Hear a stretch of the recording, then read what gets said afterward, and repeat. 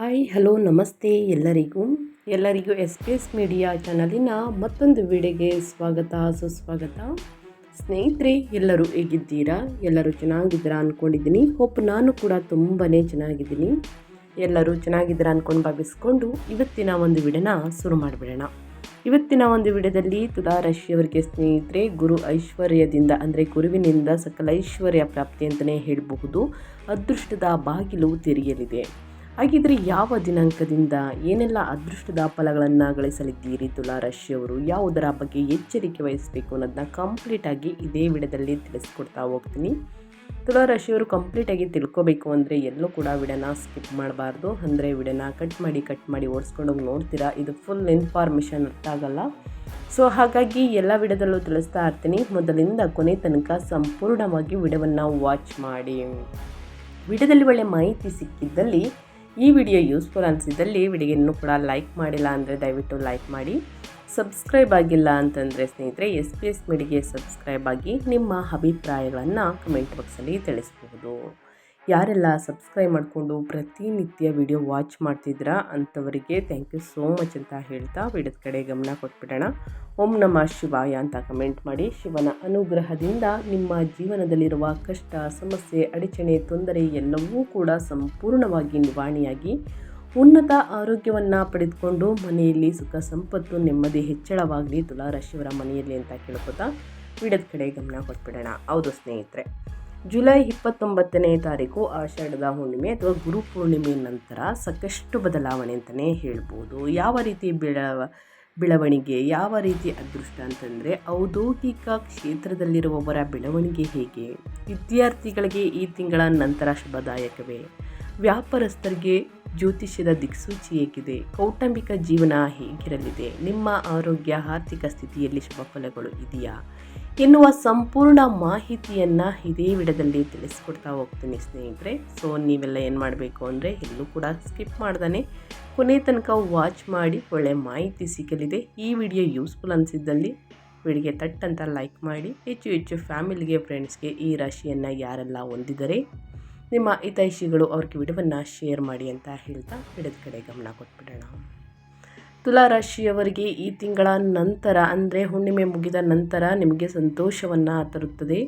ಗುರುವು ನಿಮ್ಮ ಅದೃಷ್ಟದ ಮನೆಯಲ್ಲಿ ಸಾಗುತ್ತಾರೆ. ಗುರುವು 10ನೇ ಮನೆಯಲ್ಲಿ ಮತ್ತು ಕೊನೆಯ ತ್ರೈಮಾಸಿಕದಲ್ಲಿ 11ನೇ ಮನೆಯಲ್ಲಿ ಸಾಗುತ್ತಾರೆ. ಇದು ನಿಮಗೆ ಪ್ರಯೋಜನಗಳನ್ನು ತರುತ್ತದೆ. ಶನಿಯ ಬಗ್ಗೆ ಹೇಳುವುದಾದರೆ, ಶನಿಯು ಈ ವರ್ಷ ತುಲಾ ರಾಶಿಯವರ 6ನೇ ಮನೆಯಲ್ಲಿರುತ್ತಾರೆ. ರಾಹು 5ನೇ ಮನೆಯಲ್ಲಿ ಸಾಗುತ್ತಾರೆ. ಇದು ಮಕ್ಕಳಿಗೆ ಕೆಲವು ಆರೋಗ್ಯ ಸಮಸ್ಯೆಗಳನ್ನು ಉಂಟು ಮಾಡಬಹುದು. ಆದರೆ ನೀವು ಬಹುಕಾಲದಿಂದ ಕಾಯುತ್ತಿದ್ದಂತಹ ಅವಕಾಶಗಳಿಗೆ ಬಾಗಿಲು ತೆರೆಯುತ್ತದೆ. ವಿಶೇಷವಾಗಿ ಜುಲೈ ತಿಂಗಳ ನಂತರ ಕರ್ಕ ರಾಶಿಯಲ್ಲಿ ಗುರುವಿನ ಪ್ರಭಾವದಿಂದ ನಿಮ್ಮ ಅದೃಷ್ಟವು ಹೊಳೆಯುತ್ತದೆ. ನಿಮ್ಮ ಕೆಲಸ, ವ್ಯವಹಾರ, ಪ್ರೇಮ ಜೀವನ, ಆರೋಗ್ಯ ಅಥವಾ ಶಿಕ್ಷಣ ಯಾವುದೇ ಇರಲಿ, ಪ್ರತಿಯೊಂದು ಕ್ಷೇತ್ರದಲ್ಲೂ ಹೊಸ ಬದಲಾವಣೆಗಳು ಹೊರಹೊಮ್ಮುತ್ತವೆ. ವರ್ಷವಿಡೀ ಸ್ನೇಹಿತರೆ, ಮೀನರಾಶಿಯಲ್ಲಿ ಶನಿಯ ಸ್ಥಾನವು ನಿರ್ಧಾರಗಳಿಗಿಂತ ಗಂಭೀರತೆ ಮತ್ತು ಜವಾಬ್ದಾರಿಯನ್ನು ಖಚಿತಪಡಿಸುತ್ತದೆ. ನಿಮ್ಮನ್ನು ನೀವು ನಿರ್ಧಾರಗಳಲ್ಲಿ ಹೆಚ್ಚು ಪ್ರಬುದ್ಧರನ್ನಾಗಿ ಮಾಡುತ್ತದೆ ಮತ್ತು ಜೀವನದ ಸವಾಲುಗಳನ್ನು ಚೆನ್ನಾಗಿ ಅರ್ಥ ಮಾಡಿಕೊಳ್ಳಲು ನಿಮಗೆ ಸಹಾಯವನ್ನು ಮಾಡುತ್ತದೆ. ಹಾಗಿದ್ದರೆ ಸಂಬಂಧಗಳನ್ನು ಸಮನ್ವಯಗೊಳಿಸುವಂತಹ, ನಿಮ್ಮ ಆರ್ಥಿಕ ಪರಿಸ್ಥಿತಿಯನ್ನು ಬಲಪಡಿಸುವಂತಹ ಮತ್ತು ನಿಮ್ಮ ಸಾಮರ್ಥ್ಯಗಳಿಗೆ ಹೊಸ ಉಪಯೋಗಗಳನ್ನು ಕಂಡುಕೊಳ್ಳುವ ವರ್ಷವಾಗಿರುತ್ತದೆ. ಹಾಗಿದ್ದರೆ ಸ್ನೇಹಿತರೆ, ಗುರುವಿನ ಸಿಂಹರಾಶಿ ಪ್ರವೇಶವು ನಿಮ್ಮ ಗುರುತಿಸುವಿಕೆ ಮತ್ತು ಆತ್ಮವಿಶ್ವಾಸವನ್ನು ಹೆಚ್ಚಿಸುತ್ತದೆ. ನಿಮ್ಮ ಗುರಿಗಳನ್ನು ಸಮರ್ಪಭಾವದಿಂದ ಅನುಸರಿಸುವ ಮೂಲಕ ನೀವು ಸ್ಥಿರತೆ ಮತ್ತು ಯಶಸ್ಸನ್ನು ಸಾಧಿಸಲಿದ್ದೀರಿ. ಒಟ್ಟಾರೆಯಾಗಿ ಹೇಳಬೇಕು ಅಂದರೆ ಸರಿಸುಮಾರು 2026ರಲ್ಲಿ ಡಿಸೆಂಬರ್ ತಿಂಗಳ ತನಕ ರಾಹು ಮತ್ತು ಕೇತುವಿನ ಸಂಚಾರ ಆದ್ಯತೆಗಳಲ್ಲಿ ಸ್ಪಷ್ಟ ಬದಲಾವಣೆಯನ್ನು ತರಲಿದೆ ಅಂತಲೇ ಹೇಳಬಹುದು ತುಲಾ ರಾಶಿಯ ವ್ಯಕ್ತಿಗಳಿಗೆ. ಹಾಗಿದ್ರೆ ನಿಮ್ಮ ಹಣಕಾಸಿನ ಸ್ಥಿತಿ ಹೇಗಿರಲಿದೆ? ಹುಣ್ಣಿಮೆ ಮುಗಿದ ನಂತರ ಆಷಾಢದ ಹುಣ್ಣಿಮೆ ಬಗ್ಗೆ ಸ್ವಲ್ಪ ತಿಳಿಸ್ಕೊಡ್ತೀನಿ, ಏನೆಲ್ಲ ಪರಿಹಾರವನ್ನು ಮಾಡಬೇಕು ಅಂತ ಕೊನೆಯಲ್ಲಿ. ಮೊದಲನೇದಾಗಿ ನಿಮ್ಮ ಆರ್ಥಿಕ ಪರಿಸ್ಥಿತಿ ಮತ್ತು ವ್ಯಾಪಾರ ವ್ಯವಹಾರದಲ್ಲಿ ಏನೆಲ್ಲ ಬದಲಾವಣೆಯನ್ನು ತುಲಾ ರಾಶಿಯ ವ್ಯಕ್ತಿಗಳು ನೋಡಲಿದ್ದೀರಿ ಅಂತ ಮೊದಲನೇದಾಗಿ ತಿಳಿಸ್ಕೊಟ್ಬಿಡ್ತೀನಿ. ಹಣಕಾಸಿನ ಬಗ್ಗೆ ಹೇಳೋದಾದರೆ ತುಲಾ ರಾಶಿಯವರಿಗೆ ಆರ್ಥಿಕ ವಿಷಯಗಳಲ್ಲಿ ಲಾಭಕಾರಿಯಾಗಲಿದೆ. ನೀವು ನಿಮ್ಮ ಹಣಕಾಸಿನ ಯೋಜನೆಗಳನ್ನು ಪರಿಣಾಮಕಾರಿಯಾಗಿ ಕಾರ್ಯಗತಗೊಳಿಸಲು ಸಾಧ್ಯವಾಗುತ್ತದೆ. ಜುಲೈ 2026ರ ನಂತರ ಗುರುವಿನ ಪ್ರಭಾವ ಆದಾಯ ಮತ್ತು ಐಷಾರಾಮಿಗಳ ಸಂಗಮವನ್ನು ಸೃಷ್ಟಿಸುತ್ತದೆ.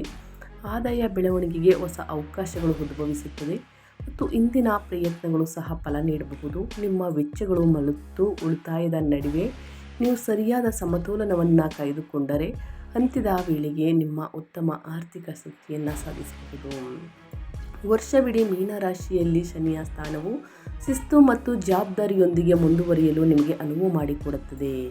ಹೂಡಿಕೆಯಲ್ಲಿ ಆಸಕ್ತಿ ಹೊಂದಿರುವವರಿಗೆ ಈ ವರ್ಷ ಸರಿಯಾದ ಅವಕಾಶ ಕೂಡ ಸಿಗಬಹುದು. ಹಾಗಾಗಿ ಯೋಚನೆ ಮಾಡಿ ನಿರ್ಧಾರಗಳನ್ನು ತೆಗೆದುಕೊಂಡು ಸ್ನೇಹಿತರೆ ಹೂಡಿಕೆಯನ್ನು ಮಾಡಿ. ಇನ್ನು ಈ ತಿಂಗಳ ನಂತರ ಆರ್ಥಿಕ ನಿರ್ಧಾರಗಳಲ್ಲಿ ಹೆಚ್ಚಿನ ಸ್ಪಷ್ಟತೆಯ ಲಕ್ಷಣಗಳು ಕೂಡ ಕಂಡುಬರುತ್ತದೆ. ಕುಟುಂಬದಿಂದ ಹಣಕಾಸಿನ ಬೆಂಬಲವು ಲಭ್ಯವಿರುತ್ತದೆ. ಇದು ನಿಮ್ಮ ಯೋಜನೆಗಳನ್ನು ಪೂರೈಸಲು ನಿಮಗೆ ಸಹಾಯವನ್ನು ಮಾಡುತ್ತದೆ. ನೀವು ವ್ಯವಹಾರದಲ್ಲಿದ್ದರೆ ಸ್ನೇಹಿತರೆ ಸರಿಸುಮಾರು ಆಗಸ್ಟ್-ಸೆಪ್ಟೆಂಬರ್ ತಿಂಗಳಲ್ಲಿ ರಾಹು ಮತ್ತು ಕೇತುವಿನ ಸಂಚಾರದಿಂದಾಗಿ ಆದ್ಯತೆಗಳಲ್ಲಿ ಬದಲಾವಣೆಯೊಂದಿಗೆ ಲಾಭದ ನಿರೀಕ್ಷೆಗಳು ಕೂಡ ಹೊರಹೊಮ್ಮುತ್ತವೆ. ಒಟ್ಟಾರೆಯಾಗಿ ಈ ಅವಧಿಯಲ್ಲಿ ಆರ್ಥಿಕ ದೃಷ್ಟಿಕೋನದಿಂದ ಸಕಾರಾತ್ಮಕವಾಗಿರುತ್ತದೆ ಮತ್ತು ನಿಮ್ಮ ಯೋಜನೆಗಳು ಕ್ರಮೇಣ ಯಶಸ್ವಿಯಾಗುತ್ತವೆ. ನಿಮ್ಮ ಆರ್ಥಿಕ ನೆಲೆಯನ್ನು ಬಲಪಡಿಸುವಲ್ಲಿ ನೀವು ಯಶಸ್ವಿಯಾಗುತ್ತೀರಿ. ಒಟ್ಟಾರೆಯಾಗಿ ಏನೆಲ್ಲ ಬದಲಾವಣೆಯನ್ನು ಹಣಕಾಸಿನ ವಿಚಾರದಲ್ಲಿ ನೋಡಲಿದ್ದೀರಿ ಅಂತ ಕಂಪ್ಲೀಟಾಗಿ ತಿಳಿಸ್ಕೊಟ್ಟಾಯಿತು. ಇನ್ನು ಅದೇ ರೀತಿ ಮುಂದಿನದಾಗಿ ಹೇಳೋದಾದರೆ ತುಲಾರಾಶಿಯವರಿಗೆ ಸ್ನೇಹಿತರೆ ನಿಮ್ಮ ವೃತ್ತಿ ಜೀವನ ಕೆಲಸದ ಬಗ್ಗೆ ಹೇಳೋದಾದರೆ ಏನೆಲ್ಲ ಬದಲಾವಣೆಯನ್ನು ನೋಡಲಿದ್ದೀರಿ ಅಂದರೆ ವೃತ್ತಿ ವ್ಯವಹಾರದಲ್ಲಿ ಸ್ಥಿರತೆ ಮತ್ತು ಬೆಳವಣಿಗೆಯನ್ನು ತರುತ್ತದೆ. ನಿಮ್ಮ ದಕ್ಷತೆ ಮತ್ತು ನಡವಳಿಕೆಯ ಮೂಲಕ ನೀವು ಕೆಲಸದ ಸ್ಥಳದಲ್ಲಿ ಸಕಾರಾತ್ಮಕ ಖ್ಯಾತಿಯನ್ನು ಗಳಿಸಲಿದ್ದೀರಿ. ನೀವು ನಿಮ್ಮ ಗುರಿಗಳ ಬಗ್ಗೆ ಹೆಚ್ಚು ಸಮರ್ಪಿತರಾಗಬೇಕಾಗುತ್ತದೆ. ವರ್ಷವಿಡೀ ಮೀನರಾಶಿಯಲ್ಲಿ ಶನಿಯ ಸ್ಥಾನವು ಜವಾಬ್ದಾರಿಗಳಿಂದ ಒತ್ತಡದಿಂದ ಕೂಡಿರುತ್ತದೆ ಸ್ನೇಹಿತರೆ. ಆದರೂ ಸಮಯ ಮುಂದುವರಿದಂತೆ ನಿಮ್ಮ ಕಠಿಣ ಪರಿಶ್ರಮದ ಫಲಿತಾಂಶಗಳು ಸ್ಪಷ್ಟವಾಗಿ ಗೋಚರಿಸುತ್ತದೆ. ಜುಲೈ ತಿಂಗಳ ನಂತರ ಕಟಕ ರಾಶಿಗೆ ಗುರುವಿನ ಪ್ರವೇಶವು ವೃತ್ತಿ ಜೀವನದ ವಿಸ್ತರಣೆ ಮತ್ತು ಹೊಸ ಅವಕಾಶಗಳನ್ನು ಸೂಚಿಸುತ್ತದೆ. ಸ್ಥಾನ, ಜವಾಬ್ದಾರಿ ಮತ್ತು ಕೆಲಸದ ಶೈಲಿ ಎಲ್ಲವೂ ಕೂಡ ಸುಧಾರಣೆಗೆ ಅವಕಾಶಗಳನ್ನು ತೆರೆಯುತ್ತದೆ. ನೀವು ಹೊಸ ಕೆಲಸ ಅಥವಾ ವ್ಯವಹಾರ ವಿಸ್ತರಣೆಯನ್ನು ಪರಿಗಣಿಸುತ್ತಿದ್ದರೆ ಈ ತಿಂಗಳು ಅನುಕೂಲಕರವಾಗಿರುತ್ತದೆ. ಮುಂದಿನ ತಿಂಗಳು ಕೂಡ ಬೆಟರ್ ಇದೆ. ಹಿಂದೆ ಬಾಕಿ ಇರುವ ಯೋಜನೆಗಳಲ್ಲಿನ ಪ್ರಗತಿಯು ನಿಮ್ಮ ಆತ್ಮವಿಶ್ವಾಸವನ್ನು ಹೆಚ್ಚಿಸಬಹುದು. ನಿಮ್ಮ ನಾಯಕತ್ವದ ಕೌಶಲ್ಯಗಳು ಹೊರಹೊಮ್ಮುತ್ತವೆ. ಸಿಂಹರಾಶಿಯ ಪ್ರವೇಶವು ಕೆಲಸದ ಸ್ಥಳದಲ್ಲಿ ಹೆಚ್ಚಿದ ಮನ್ನಣೆ ಮತ್ತು ಪ್ರಭಾವಕ್ಕೆ ಅವಕಾಶಗಳನ್ನು ಸೃಷ್ಟಿಸುತ್ತದೆ. ಈ ತಿಂಗಳಿಂದ ವೃತ್ತಿ ಬದಲಾವಣೆಯನ್ನು ಬಯಸುವವರಿಗೆ ಶುಭ ಫಲಿತಾಂಶಗಳು ಕೂಡ ಸಿಗಬಹುದು. ನೀವು ನಿಮ್ಮ ಪ್ರತಿಭೆಯನ್ನು ಹೊಸ ರೀತಿಯಲ್ಲಿ ಪ್ರದರ್ಶಿಸುತ್ತೀರಿ ಮತ್ತು ನಿಮ್ಮ ಮೇಲಧಿಕಾರಿಗಳ ವಿಶ್ವಾಸವನ್ನು ಗಳಿಸುವಲ್ಲಿ ಯಶಸ್ವಿಯಾಗುತ್ತೀರಿ. ನೀವು ವ್ಯವಹಾರದಲ್ಲಿದ್ದರೆ ಪಾಲುದಾರಿಕೆಗಳು ಲಾಭದಾಯಕದ ಅವಕಾಶಗಳು ನೀಡಬಹುದು. ಸವಾಲುಗಳು ಎದುರಾಗುತ್ತವೆ, ಆದರೆ ನಿಮ್ಮ ತಿಳುವಳಿಕೆ ಮತ್ತು ತಾಳ್ಮೆ ಅವುಗಳನ್ನು ನಿಭಾಯಿಸಲು ನಿಮಗೆ ಸಹಾಯವನ್ನು ಮಾಡುತ್ತದೆ. ಒಟ್ಟಾರೆಯಾಗಿ ಹೇಳಬೇಕು ಅಂದರೆ ಈ ತಿಂಗಳಿನಿಂದ ಸಾಕಷ್ಟು ಚೇಂಜಸನ್ನು ನೋಡಲಿದ್ದೀರಿ ಅಂತಲೇ ಹೇಳಬಹುದು. ಇನ್ನು ಅದೇ ರೀತಿ ನಿಮ್ಮ ವೈವಾಹಿಕ ಜೀವನದ ಬಗ್ಗೆ ಹೇಳೋದಾದರೆ ತುಲಾರಾಶಿಯ ವ್ಯಕ್ತಿಗಳಲ್ಲಿ ಏನೆಲ್ಲ ಬದಲಾವಣೆಗಳು ಕಂಡು ಬರಲಿದೆ, ಯಾವುದರ ಬಗ್ಗೆ ಎಚ್ಚರಿಕೆ ವಹಿಸಬೇಕು ಅನ್ನೋದನ್ನ ನೋಡೋದಾದರೆ ಸ್ನೇಹಿತರೆ ಮೊದಲನೇದಾಗಿ ಈ ತಿಂಗಳಿಂದ ಅಂದರೆ ಹುಣ್ಣಿಮೆ ಮುಗಿದ ನಂತರ 2026 ಜುಲೈ 29ರ ನಂತರ ತುಲಾರಾಶಿಯ ವ್ಯಕ್ತಿಗಳಿಗೆ ನಿಮ್ಮ ವೈವಾಹಿಕ ಜೀವನದಲ್ಲಿ ಸ್ವಲ್ಪ ಒತ್ತಡ ಉಂಟು ಮಾಡಬಹುದು. ಈ ಸಮಯದಲ್ಲಿ ನಿಮ್ಮ ಸಂಗಾತಿಯೊಂದಿಗೆ ಹೊಂದಾಣಿಕೆ ಮಾಡಿಕೊಳ್ಳಲು ಪ್ರಯತ್ನಿಸಿ ಮತ್ತು ಅವರ ಸಣ್ಣ ತಪ್ಪುಗಳನ್ನು ನಿರ್ಲಕ್ಷಿಸಬೇಡಿ. ಇದಲ್ಲದೆ ನೀವು ಅವರೊಂದಿಗೆ ಕೋಪಗೊಳ್ಳದಿರುವುದು ಉತ್ತಮ. ಈ ಅವಧಿಯಲ್ಲಿ ನಿಮ್ಮ ತಾಳ್ಮೆಯ ಪರೀಕ್ಷೆಯಾಗಲಿದೆ. ಸಂದರ್ಭಗಳು ಸುಧಾರಿಸುತ್ತವೆ. ವೈವಾಹಿಕ ಜೀವನದಲ್ಲಿ ಸಾಮರಸ್ಯದ ಪರಿಸ್ಥಿತಿ ಇರುತ್ತದೆ. ನಿಮ್ಮಿಬ್ಬರ ನಡುವೆ ಉತ್ತಮ ತಿಳುವಳಿಕೆ ಇರಬಹುದು. ಮಕ್ಕಳ ಆರೋಗ್ಯವು ಕೂಡ ಉತ್ತಮವಾಗಿರುತ್ತದೆ ಮತ್ತು ಅವರು ಹೆಚ್ಚು ಶಕ್ತಿಯುತವಾಗಿರುತ್ತಾರೆ. ಒಟ್ಟಾರೆಯಾಗಿ ಹೇಳಬೇಕು ಅಂದರೆ ಈ ತಿಂಗಳ ನಂತರ ಹೆಚ್ಚು ಶಕ್ತಿಯುತವಾಗಿರುತ್ತೀರಿ. ನೀವು ನಿಮ್ಮ ಸಂಗಾತಿ ಮತ್ತು ಮಕ್ಕಳೊಂದಿಗೆ ಪ್ರವಾಸಕ್ಕೆ ಹೋಗಬಹುದು. ಇದರೊಂದಿಗೆ ನಿಮ್ಮ ನಡುವೆ ಏಕತೆ, ಪ್ರೀತಿ ಮತ್ತು ಸಾಮರಸ್ಯ ಇರುತ್ತದೆ. ಇದರ ಮೂಲಕ ಪರಸ್ಪರ ನಡುವಿನ ದೂರುಗಳು ಸಹ ದೂರವಾಗುತ್ತವೆ ಅಂತಲೇ ಹೇಳಬಹುದು. ಇನ್ನು ಪ್ರೇಮ ಜೀವನದ ಬಗ್ಗೆ ಪುಟ್ಟದಾಗಿ ಹೇಳೋದಾದರೆ ತುಲಾರಾಶಿಯವರಿಗೆ ಹುಣ್ಣಿಮೆ ಮುಗಿದ ನಂತರ ಪ್ರೇಮ ಜೀವನದ ವಿಷಯದಲ್ಲಿ ಅನುಕೂಲಕರ ಮತ್ತು ಪ್ರೋತ್ಸಾಹದಾಯಕವಾಗಿರುತ್ತದೆ. ಭಾವನಾತ್ಮಕ ಸ್ಥಿರತೆ ಮತ್ತು ತಿಳುವಳಿಕೆಯೊಂದಿಗೆ ಸಂಬಂಧಗಳನ್ನು ಮುಂದಕ್ಕೆ ಸಾಗಿಸಲು ಈ ತಿಂಗಳು ಸಹಾಯಕವಾಗಿರುತ್ತದೆ. ಜುಲೈ ತಿಂಗಳ ನಂತರ ಗುರುವಿನ ಪ್ರಭಾವವು ಭಾವನಾತ್ಮಕ ತಿಳುವಳಿಕೆಯನ್ನು ಬಲಪಡಿಸುತ್ತದೆ. ಪರಸ್ಪರ ಗೌರವ, ನಂಬಿಕೆ ಮತ್ತು ಸಂವಹನವು ಸಂಬಂಧಗಳನ್ನು ಬಲಪಡಿಸುತ್ತದೆ. ಅಸ್ತಿತ್ವದಲ್ಲಿರುವಂತಹ ಯಾವುದೇ ತಪ್ಪು ಗ್ರಹಿಕೆಗಳು ಪರಿಹರಿಸಲ್ಪಡುತ್ತವೆ ಮತ್ತು ನಿಮ್ಮಿಬ್ಬರ ಹೊಸ ಆರಂಭವನ್ನು ಮಾಡ್ತೀರಾ ಸ್ನೇಹಿತರೆ. ಮೀನರಾಶಿಯಲ್ಲಿ ಶನಿಯ ಸ್ಥಾನವು ಮತ್ತು ಜುಲೈ 27ನೇ ತಾರೀಕಿಂದ ಶನಿ ಹಿಮ್ಮೆಟ್ಟುವಿಕೆಯಿಂದ ಸಂಬಂಧಗಳಲ್ಲಿ ಜವಾಬ್ದಾರಿ ಮತ್ತು ಪ್ರಬುದ್ಧತೆಯನ್ನು ಕಾಯ್ದುಕೊಳ್ಳುತ್ತದೆ. ಅವಿವಾಹಿತರಿಗೆ ಉತ್ತಮ ವರ್ಷವೆಂದು ಸಾಬೀತುಪಡಿಸುತ್ತದೆ ಅಂತಲೇ ಹೇಳಬಹುದು.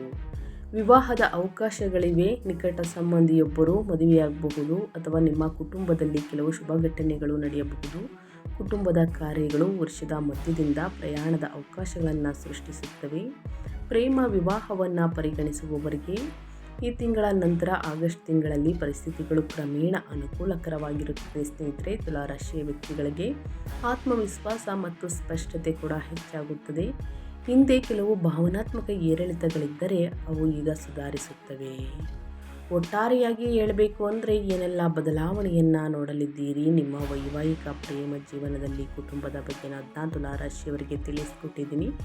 ಏನೇ ಡೌಟ್ಸ್ ಇದ್ದರೂ ಕೂಡ ಕಮೆಂಟ್ ಮಾಡಿ, ಖಂಡಿತವಾಗಿಯೂ ಆನ್ಸರ್ ಮಾಡ್ತೀನಿ ಅಂತ ಹೇಳ್ತಾ, ಇನ್ನು ನಿಮ್ಮ ಹೆಲ್ತ್ ಬಗ್ಗೆ ಹೇಳೋದಾದರೆ ಏನೆಲ್ಲ ಬದಲಾವಣೆಗಳು ಕಂಡು ಬರಲಿದೆ, ಯಾವುದರ ಬಗ್ಗೆ ಎಚ್ಚರಿಕೆ ವಹಿಸಬೇಕು ತುಲಾರಾಶಿಯವರ ಆರೋಗ್ಯದಲ್ಲೆಂದರೆ ಸ್ನೇಹಿತರೆ, ಜುಲೈ 29 ಆಷಾಢದ ಹುಣ್ಣಿಮೆ ಅಥವಾ ಗುರುಪೂರ್ಣಿಮೆ ಮುಗಿದ ನಂತರ ತುಲಾರಾಶಿಯವರಿಗೆ ಆರೋಗ್ಯದ ದೃಷ್ಟಿಯಿಂದ ಒಟ್ಟಾರೆಯಾಗಿ ಸ್ವಲ್ಪ ಅನುಕೂಲಕರವಾಗಿರುತ್ತದೆ. ನೀವು ನಿಮ್ಮ ದೈನಂದಿನ ದಿನಚರಿ ಮತ್ತು ಜೀವನ ಶೈಲಿಯ ಬಗ್ಗೆ ವಿಶೇಷ ಗಮನ ಹರಿಸಬೇಕಾಗುತ್ತದೆ.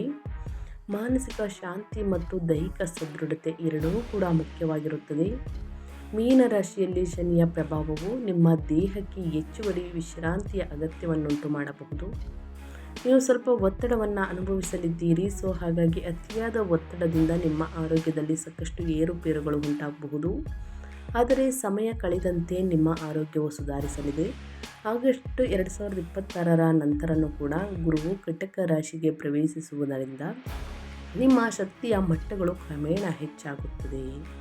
ನಿಮ್ಮ ಆಹಾರ, ನಿದ್ರೆ ಮತ್ತು ವ್ಯಾಯಾಮದ ಬಗ್ಗೆ ನೀವು ನಿಯಮಿತವಾಗಿ ಗಮನ ಹರಿಸಬೇಕಾಗುತ್ತದೆ. ನೀವು ಮಾನಸಿಕ ಒತ್ತಡವನ್ನು ಅನುಭವಿಸಿದರೆ ಧ್ಯಾನ, ಯೋಗ ಮತ್ತು ಪ್ರಕೃತಿಯಲ್ಲಿ ಸಮಯ ಕಳೆಯುವುದು ಪ್ರಯೋಜನಕಾರಿಯಾಗಿದೆ. ಹಾಗಾಗಿ ಸ್ನೇಹಿತರೆ, ಆದಷ್ಟು ಜುಲೈ ಎಂಡಿನಿಂದ ಸಮತೋಲನವನ್ನು ಕಾಪಾಡಿಕೊಳ್ಳುವುದು ವಿಶೇಷವಾಗಿ ಮುಖ್ಯವಾಗಿರುತ್ತದೆ. ದೀರ್ಘಕಾಲದ ಆರೋಗ್ಯ ಸಮಸ್ಯೆಗಳು ಸಹ ಸುಧಾರಿಸುತ್ತವೆ. ಇನ್ನು ಸಣ್ಣ ದೈನಂದಿನ ಸಮಸ್ಯೆಗಳನ್ನು ನಿರ್ಲಕ್ಷಿಸಬೇಡಿ ಮತ್ತು ಆರೋಗ್ಯಕರ ದಿನಚರಿಯನ್ನು ಅಳವಡಿಸಿಕೊಳ್ಳಿ. ತಿಂಗಳ ಕೊನೆಯಲ್ಲಿ ರಾಹು ಮತ್ತು ಕೇತುವಿನ ಬದಲಾವಣೆಯೊಂದಿಗೆ ಮಾನಸಿಕ ಸ್ಪಷ್ಟತೆಯು ಸುಧಾರಿಸುತ್ತದೆ. ನೀವು ಹೆಚ್ಚು ಶಕ್ತಿಯುತ ಮತ್ತು ಸಮತೋಲನವನ್ನು ಅನುಭವಿಸುತ್ತೀರಿ. ಒಟ್ಟಾರೆಯಾಗಿ ತಿಂಗಳಿಂದ ಆರೋಗ್ಯದಲ್ಲಿ ಸ್ಥಿರತೆ, ಸುಧಾರಣೆಯನ್ನು ಸೂಚಿಸುತ್ತದೆ.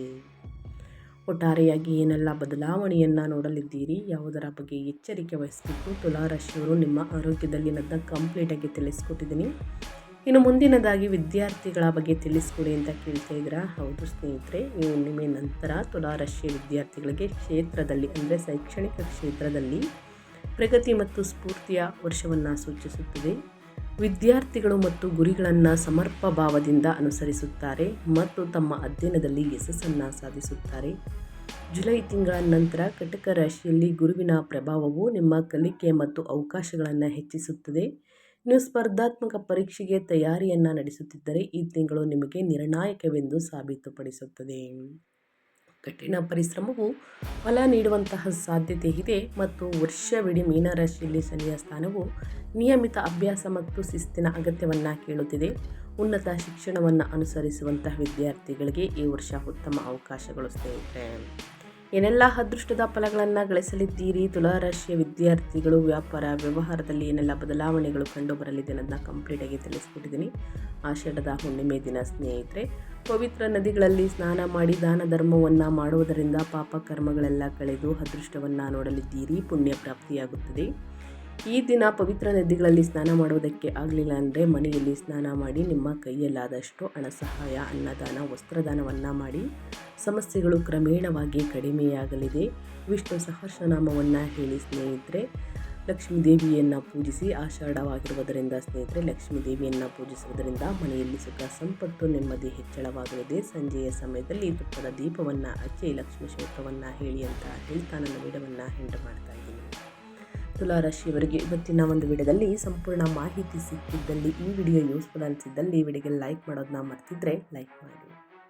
ಇನ್ನೂ ನನ್ನ ಚಾನಲ್ನ ಸಬ್ಸ್ಕ್ರೈಬ್ ಮಾಡ್ಕೊಂಡಿಲ್ಲ ಅಂದರೆ SPS ಮೀಡಿಯಾಗೆ ಸಬ್ಸ್ಕ್ರೈಬ್ ಆಗಿ ನಿಮ್ಮ ಅಭಿಪ್ರಾಯವನ್ನು ಕಮೆಂಟ್ ಬಾಕ್ಸಲ್ಲಿ ತಿಳಿಸಿ. ನಿಮಗೂ ಮತ್ತು ನಿಮ್ಮ ಕುಟುಂಬಕ್ಕೆ ತುಂಬಾ ಒಳ್ಳೆಯದಾಗಲಿ. ಮತ್ತೊಂದು ವಿಡಿಯೋದಲ್ಲಿ ಸಿಗ್ತೀನಿ.